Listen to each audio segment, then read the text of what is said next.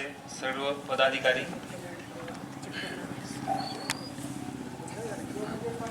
त्यांनी हा जो कार्यक्रम इथं आयोजित केला एका छोट्याशा गावात की झाडे वाचवा झाडे जगवा, आपण लहानपणापासून ऐकत असतो, मी पण ऐकत आलोय, मी पण खेड्यातलाच आहे.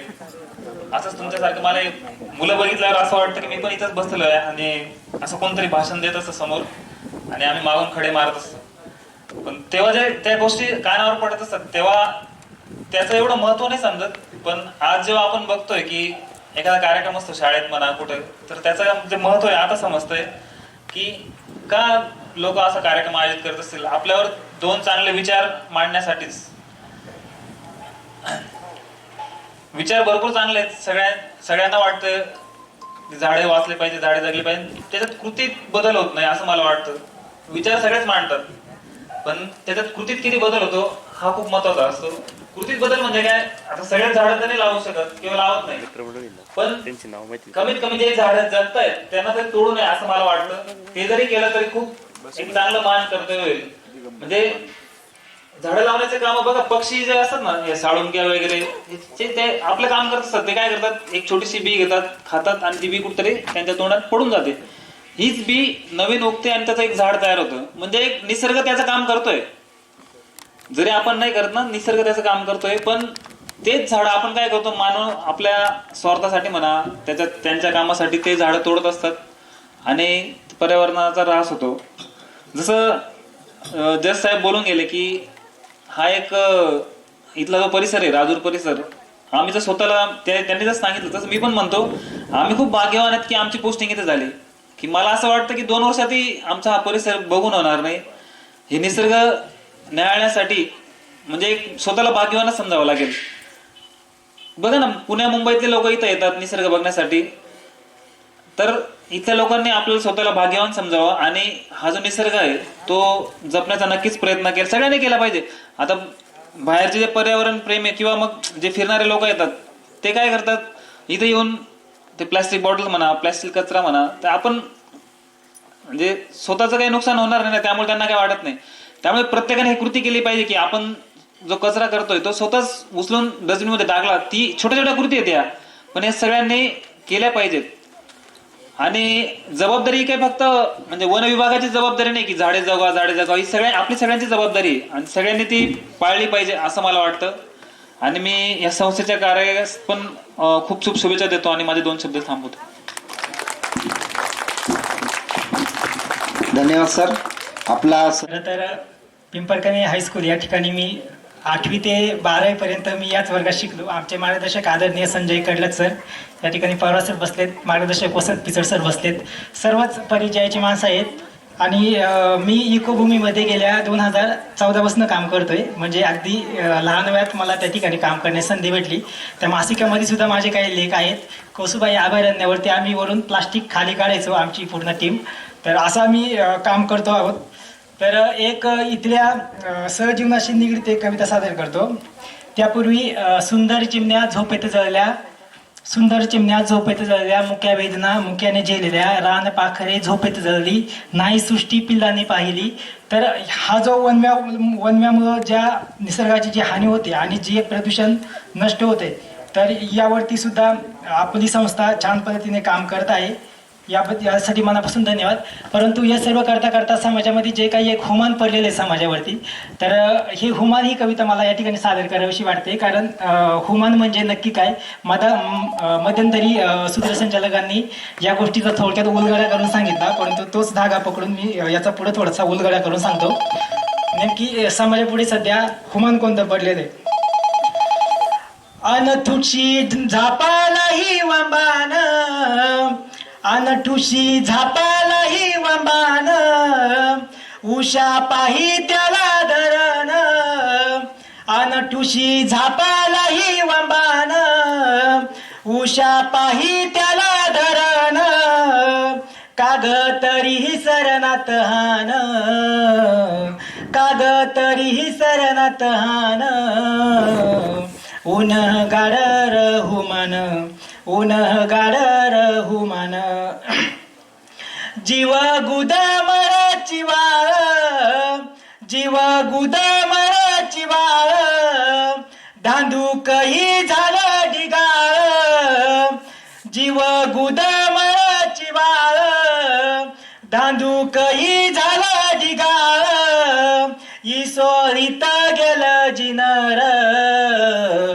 इसोरीत गेलं जिनर तान्हाळ जिन्हार गिरान उन्ह गाडर हुमान उन्ह गाडर हुमान काय दुःख वतर गेलं काय दुःख वतर गेलं नुसता पापणीला टिवार कोरडवाहू चिरले कर कोरडवाहू चिरले कर कवर दटावतील वखर उन्ह गाडर हुमान उन्ह गाडर हुमान मोर टिपवणीच उन्हाळ मोर टिपवणीच उन्हाळ मनेरी बारव गोंडाळ काय पेहरच नांदन काय पेहरच नांदन लपवी खपाट सपान लपवी खपाट सपान खूप खूप धन्यवाद मित्रांनो. तर ही एक माणसं आपलं मनापासून धन्यवाद. पर्यावरण क्षेत्रामध्ये भरमल साहेब सुद्धा चांगलं काम या ठिकाणी करत आहे. त्याचबरोबर सन्माननीय उपसरपंच गणेश किसन खाडे बारी यांचा देखील या ठिकाणी सन्मान होत आहे. मी सन्माननीय प्रमोद दादा मोरे यांना मी विनंती करतो की आपण गणेश किसन खाडे उपसरपंच यांचा सन्मान करावा आणि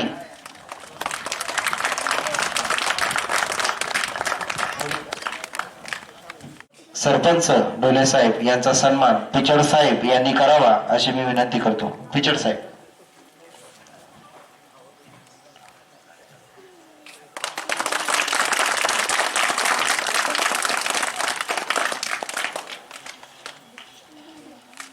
धन्यवाद सर. यानंतर मैत्री फाउंडेशन सन्माननीय सुनील भोत सामाजिक पर्यावरण प्रदूषण निवारण मंडळ यांच्या एक दिवसीय कार्यशाळा व अभ्यास दौराच्या कार्यक्रमानिमित्त व्यासपीठावर उपस्थित असलेले सर्व मान्यवर मान्य पिचड साहेब, मान्य पवार साहेब, मस्के साहेब, मान्य मोरे साहेब, आमचे मित्र नेहारकर साहेब जे आत्ताच भाषण करून गेले, यापूर्वी भाषण केलेले आमचे लांडे साहेब आणि सर्वच मान्यवर मित्रांनो, 3-4 दिवसापूर्वी मला पाडेकर सरांचा फोन आला की सर आम्ही पिंपळकण्यामध्ये एक असा कार्यक्रम घेतोय, आपण या कार्यक्रमासाठी याल का.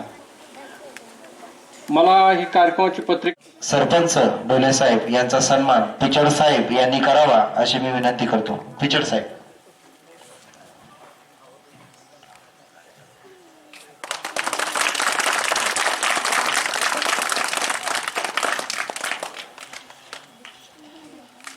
धन्यवाद सर. यानंतर मैत्री फाउंडेशन सन्माननीय सुनील भोत सामाजिक पर्यावरण प्रदूषण निवारण मंडळ यांच्या एक दिवसीय कार्यशाळा व अभ्यास दौराच्या कार्यक्रमानिमित्त व्यासपीठावर उपस्थित असलेले सर्व मान्यवर मान्य पिचड साहेब, मान्य पवार साहेब, मस्के साहेब, मान्य मोरे साहेब, आमचे मित्र नेहारकर साहेब जे आत्ताच भाषण करून गेले, यापूर्वी भाषण केलेले आमचे लांडे साहेब आणि सर्वच मान्यवर मित्रांनो, 3-4 दिवसापूर्वी मला पाडेकर सरांचा फोन आला की सर आम्ही पिंपळकण्यामध्ये एक असा कार्यक्रम घेतोय, आपण या कार्यक्रमासाठी याल का. मला ही कार्यक्रमाची पत्रिका मित्रांनो, आजच्या सध्याच्या समाजामध्ये आपण ज्यावेळेस वावरतो तर प्रदूषणामध्ये खूप प्रकारचे प्रदूषण आता होत चालले. त्यामध्ये सगळ्यात हवा प्रदूषण असेल, जल प्रदूषण असेल, अनेक प्रकारचे ध्वनी प्रदूषण असतील. त्यापैकी जो महत्त्वाचा आहे आता सध्या तो म्हणजे वायू प्रदूषण आणि जल प्रदूषण अतिशय भयानक वाढत चाललं आहे आणि यामुळे मोठमोठे आजारसुद्धा तितकेच वाढत आहेत.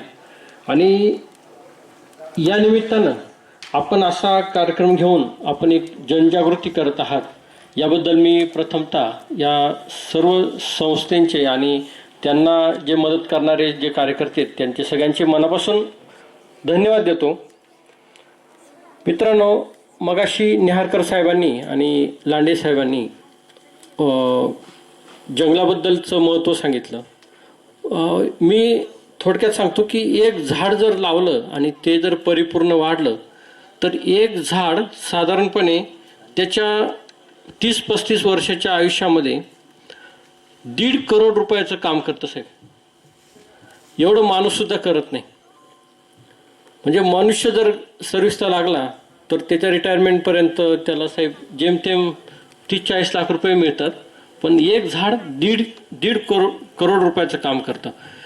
मोठ्या प्रमाणात ऑक्सिजन देतं, जमिनीची धूप थांबवतं, पशुपक्ष्यांना निवाऱ्यासाठी जागा देतं.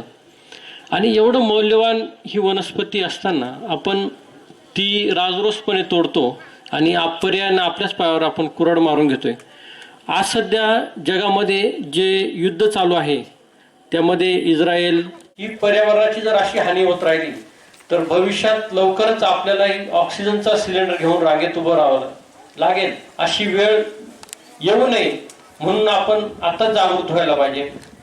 साहेब, माझी एक कल्पना असते, मी ज्या गावात जातो त्यावेळेस त्या गावाचं भौगोलिक वातावरण, तिथली जी एकूण रचना आहे त्यानुसार मी ठरवत असतो की हे गाव श्रीमंत आहे की कसं आहे. श्रीमंत म्हणजे माझ्या नजरेतून ज्या गावामध्ये भरपूर जंगल आहे, भरपूर स्वच्छ पाणी आहे, ज्या गावामध्ये एक विचार आहेत, ज्या गावामध्ये सरकारी नोकरदार आणि ग्रामस्थ यांची नाळ जोडलेली आहे आणि ज्या गावाचे शाळा सुंदर आहे, तिथले शिक्षक छान आहेत आणि तिथले विद्यार्थी संस्कारी आहेत, असं गाव असलं की मी त्यांना श्रीमंत गाव समजतो. आणि तुमचं पिंपरगाणे गाव निश्चितच श्रीमंत आहे. पाण्याच्या बाबतीत तर खूपच श्रीमंत आहे साहेब. अशी श्रीमंती तुमच्या गावची कायम टिकून राहायला पाहिजे. आमचा एक ग्रुप आहे सर, आम्ही पर्यावरण प्रेमी. त्या ग्रुपचे आमचे कुठेही दशक्रियाविधी असेल किंवा कुणाचा वाढदिवस असेल तर सर आम्ही आता दुखवट्याला जे पैसे आपण द्यायचो तर आम्ही ती पद्धत आता बंद केली आहे. आणि त्याऐवजी आम्ही त्या म्हणजे ज्या दुखित कुटुंब आहेत त्यांना आम्ही 10 रोपं किंवा 5 रोपं अशी देतो आणि त्या जी गेलेली व्यक्ती असेल त्याच्या नावाने ते झाडं लावायला देतो. आणि कुणाचा वाढदिवस असेल तर त्या वाढदिवस जितका वाढदिवस असेल तितकी रोपं आम्ही त्यांना देतो. आमचा उद्देश एकच आहे की त्यानिमित्तानं ह्या पर्यावरणात आपला खारीचा वाटा असावा. तर खारीचा म्हटलं तुम्ही, खारीवरून एक गोष्ट सांगतो मित्रांनो. खारुताई जी आहे तिच्यासारखा माणसाचा स्वभाव असायला पाहिजे. ती खारुताई काय करते की तिला खाण्यासाठी म्हणून झाडांच्या बिया अशी जमा करत असते आणि मातीमध्ये ती लपून ठेवत असते. वेगवेगळ्या प्रकारच्या बिया जमा करत असते. ती साधारण एक खारुताई साधारण 1000 ते 1200 बिया एका वर्षभराच्या कालावधीत ती जमा करून ठेवत असते. परंतु खारुताईचा स्वभाव आहे हा विसराव आहे आणि ती काही कालावधीनंतर ते विसरून जाते की मी ह्या बिया कुठेतरी ठेवल्या पण ते आता विसरून गेले. आणि निसर्गात ज्यावेळेस पाऊस सुरू होतो त्यावेळेस त्या बिया त्या मातीत आपोआप रुजतात आणि फार मोठ्या प्रमाणात त्यांच्यापासून वृक्ष निर्मिती होते. तर असा स्वभाव माणसाचा पाहिजे. चांगल्या गोष्टी कराव्या आणि त्या विसरून जाव्या. नंतर भविष्यात त्या चांगल्या गोष्टीपासून निश्चितपणे चांगली निर्मिती होते. असा स्वभाव माणसाचा असायला पाहिजे. तर आपण ह्या पर्यावरणात आपल्या हातून या निसर्गामध्ये काही ना काही चांगलं घडत राहावं अशीच मी खरं तर या कार्यक्रमाच्या निमित्तानं एक आशा निर्माण करतो. आदरणीय व्यासपीठ आणि जमलेली सर्व महाराष्ट्रातून या ठिकाणी उपस्थित असलेले पर्यावरण प्रेमी, खरंच मी 2च मिनिटं बोलणार आहे की ह्या सिमेंटच्या जंगलातून जेव्हा आपण गावामध्ये येतो आणि गावाचं हे गाव पण बघतो तेव्हा नक्कीच आपण गावाच्या प्रेमात पडतो. या ठिकाणी आलेले आदरणीय न्यायाधीश साहेब आहेत, पवार साहेब आहेत, यांच्या सगळ्यांच्या बोलण्यातून एक नक्कीच जाणवत आहे की हे खरंच भाग्य आहे की आपण या ठिकाणी आलो आणि सुंदर असा परिसर आपण पाहिला. मी खरं तर बोलायला यासाठी उभं राहिलो की मी काल सकाळी येताना गाडीमध्ये FM चालू होता आणि त्याच्यावरती अनुपम खेरने एक सुंदर छोटीशी 2 मिनिटाची गोष्ट सांगितली आणि ती आपल्या पर्यावरणाशी निगडीत आहे, ते मला सांगावीशी वाटली म्हणून मी उभा राहिलो. त्या गोष्टीचा मतिदार्थ असा होता की एक खेड्यातला माणूस शून्यातून मोठा होतो, मुंबई सारख्या ठिकाणी जातो, छोटासा बंगला बांधतो, त्या बंगल्यामध्ये एक छोटासा तलाव असतो, एक डॉग पाळतो, एक बंगला असतो, एक गाडी असते. त्याला एक 8वी 9वीचा एक मुलगा असतो. तो मुलगा जेव्हा आसपासचे मोठमोठे बंगले बघतो तेव्हा तो पप्पांना नेहमी म्हणायचा की आपण गरीब आहे पप्पा, फार गरीब आहे तुम्ही, त्यांच्यासारखी गाडी आपल्याकडे नाही, त्यांची इतका बंगला मोठा आपल्याकडे नाहीये. सगळी तुलना तो करायचा आणि ही गोष्ट यांना खटकायची. कारण माझ्याकडे काहीच नसताना मी एवढे मिळवलं, माझा मुलगा मला असं म्हणतो, ते नेहमी खटकायचं. नेहमी त्याचं असं बोलणं असायचं. दरम्यानच्या काळात काय होतं, त्यांच्या एका मित्राचा फोन येतो गावावरून. ते म्हणतात तू खूप दिवस झाले गावाला आला नाही आणि आपण पहिलीपासून बरोबर होतो, माझ्या मुलीचं लग्न आहे, तू गावाकडं सहकुटुंब यावं अशी माझी तुला विनंती आहे. आणि मग तो म्हणतो ठीक आहे. याला असं वाटतं की गावात मी जेव्हा जाईल तेव्हा गावात माझी एकटीची कार असेल, गावात सगळे श्रीमंत मीच असेल, आणि माझ्या मुलाला जी तुलना इथं होते ती तुलना तिथं होईल की त्याचे डोळे उघडतील की या सगळ्यांपेक्षा मी श्रीमंत आहे. या उद्देशाने तो त्या मुलाला, त्या कुटुंबाला घेऊन गावाकडे येतो. तो मूल सुद्धा खूप दिवसात म्हणजे लहानपणी आलेला, त्याच्यानंतर खूप दिवसात आलेला तो असतो. गावात येतो आणि गावात त्या जिथं लग्न असतं त्याच्या छोट्याशा वयाच्या मुलाशी त्याची मैत्री होते. त्या गावात 2-3 दिवस तो असा बागडतो, नदीमध्ये जातो, सगळ्यात चिंच झाडावर चढतो, सगळा ते आनंद उपभोगतो सगळा. लग्न होतं. लग्न झाल्यानंतर हे कुटुंब पुन्हा घरी जातं. जाता जाता बाप त्या मुलाला म्हणतो मग कसं काय वाटलं गाव तुला. यांना असं वाटत होतं की आता मुलाला असं वाटेल की आपल्या इतकं श्रीमंत गावात कोणीच नाही. ही अपेक्षा त्या मुलाच्या उत्तराची यांना असं वाटलं होतं. पण तो मुलगा असं म्हणतो की पप्पा खरंच तुम्ही किती गरीबी, आपण किती गरीबी. आणि मग यांना शॉक पडतो, अरे असं का म्हणतोय. म्हणे आपल्याकडे जे घर आहे एवढं घर आहे, इथं काकाचं घर किती मोठं आहे. आपल्याकडे एवढा तलाव आहे, इथं किती मोठी नदी आहे. आपल्याकडे एकच डॉग आहे, इथं 4-4 डॉग आहे. आपल्या खेळाला एवढं अंगण आहे, इथं किती मोठं अंगण आहे. त्या मुंबईपेक्षा श्रीमंत काय असेल तर मला हे गाव वाटलंय. हे जे गाव पण त्या मुलाला कळलं, हे जेव्हा समाजातल्या सर्व मुलांना कळेल, पालकांना कळेल, तेव्हा खरं गांधीजींनी सांगितलेला खेड्याकडे चला तो संकल्प पूर्ण होईल. आणि हे काम खरं आपल्याला करायचं आहे की खेड्यामध्ये जे काही सौंदर्य आहे, खेड्यामध्ये जे प्रेम आहे, खेड्यामध्ये जे पर्यावरण आहे, खेड्यामध्ये जे ऑक्सिजन आहे, हा आपला सर्वांना घ्यायचा असेल तर आपल्याला पर्यावरणाचं काम जोमाने करावं लागेल. आणि हे काम करताना झाडांची संख्या ही आपल्याला मोठ्या प्रमाणात वाढावी लागणार आहे, तरच हे काम खऱ्या अर्थाने पुढे होणार आहे. आणि आदरणीय दादांच्या मार्गदर्शनाखाली आपण असे जे कार्यक्रम आहेत हे वेगवेगळ्या ठिकाणी आपण नेहमीच घेणार आहोत. यातून नक्कीच हे जे कार्य आहे हे कार्य नक्कीच पुढे जाणार आहे. आणि या पुढे जाणाऱ्या कार्यामध्ये आपल्या सर्वांचा हातभार या खारुताई सारखा नक्कीच असणार आहे असं मला वाटतं. संयोजकांनी या ठिकाणी बोलण्याची संधी दिली त्याबद्दल धन्यवाद.